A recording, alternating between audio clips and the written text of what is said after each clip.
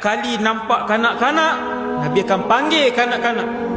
Kalau ada buah-buahan dalam rumah Nabi, Nabi akan ambil ke semua buah-buahan tu dan bahagi-bahagikan kepada kanak-kanak. Saya sampai Syria 2001. Antara benda yang ada dalam poket ulama Syria, antaranya ialah tasbih, yang kedua sikat, yang ketiga siwak, yang keempat gula-gula.